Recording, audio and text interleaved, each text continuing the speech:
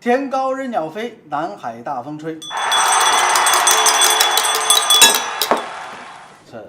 这个宋古这件事儿哈，这闹得人挺心慌的哈。是要带也不是，不带也不是，究竟要怎么办？是，对，你看啊，在马来西亚，我过去说过，就是这个烟囱政治哈。你这个烟囱的人的穿戴，这边这个烟囱的人呢，就看了就烦，就不想看，也不可能穿你穿的这个服装。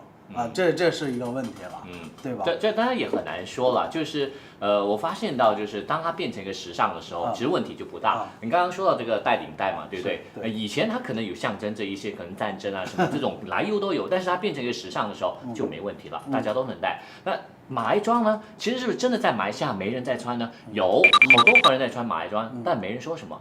但是当你把偏偏这个松垢戴上头上的时候，问题就来了。对，难道就没有人很喜欢戴松垢吗？像我这样子就很喜欢戴松垢。老实说有点热。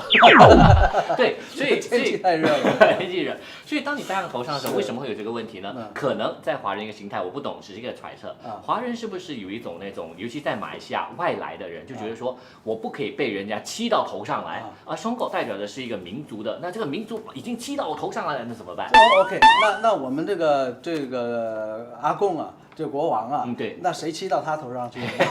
他也给带一个，带的是松垢，他也给带一个，一样啊，他是华人，他是马来人啊，对。那么华人、马来人都是人，对，在马来西亚，毕竟它还是一个君主立宪的这个国家，对吧？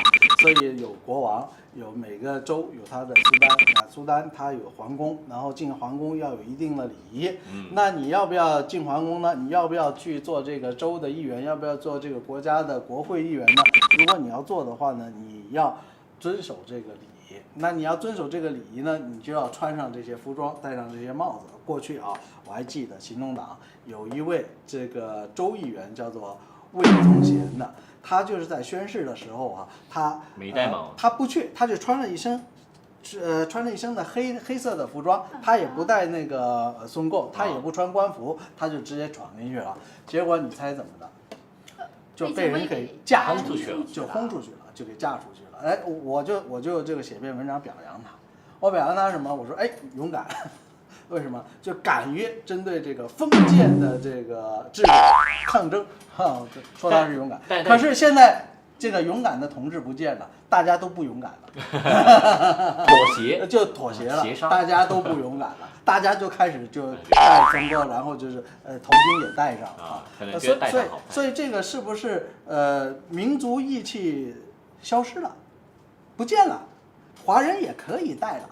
华人也可以戴头巾了，也许是华人的政治人物是可以戴了，但是普通的民众也许还是很抗拒。那他可能就是戴完之后回去要洗头，回去要洗头啊，要用这个3倍的洗发精，就是把这个头消毒药水把它洗干净了，要不然他就不是华人了，要不然他有一半就沾上了伊斯兰的这个气息了，这个事情闹大了哈，对吧？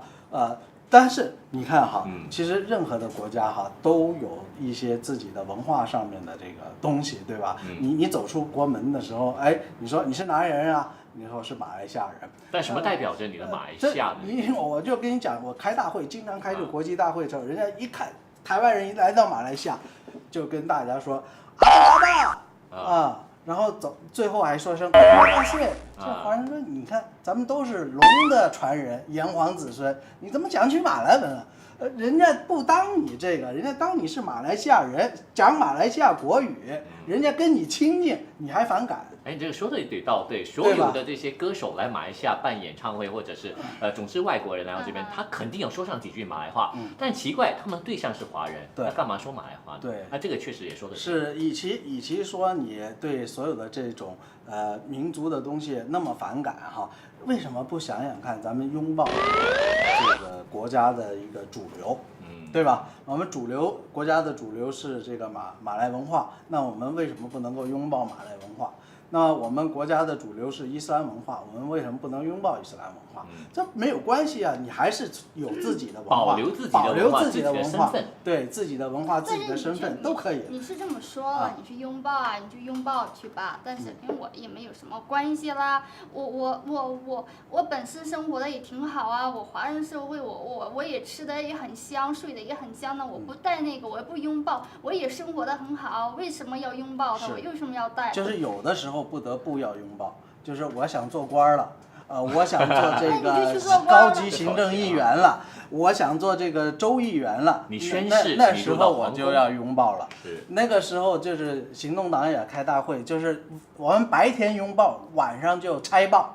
晚上洗头啊，洗头，晚上洗头。对，所以啊，这件事儿啊，我真的是希望在民间哈，就不要再把它当成回事儿了，就是谁愿意戴松裤就戴松裤吧，就把它变成谁愿意穿头巾谁就戴头巾吧，这就是服装，咱把它变成时尚怎么样？就像你说的，对啊，咱把松裤就变成一个时尚，其实可以很时尚，对吧？别忘了吧，就是在网络上有一位那个模特儿，那个泳装模特儿吧，对不对？他就把这个头巾变成时尚，他穿得很好看，对啊，这个马来服装 hijab 啊，他就本身非常推崇。你看希拉，他戴的围巾也是很漂亮的，对，在中国也是很走俏的，是很多人还学他戴上围巾了。所以就把但有一些你妍妍不妨你也推荐一下这个中国女生穿那个红兜兜，对吧？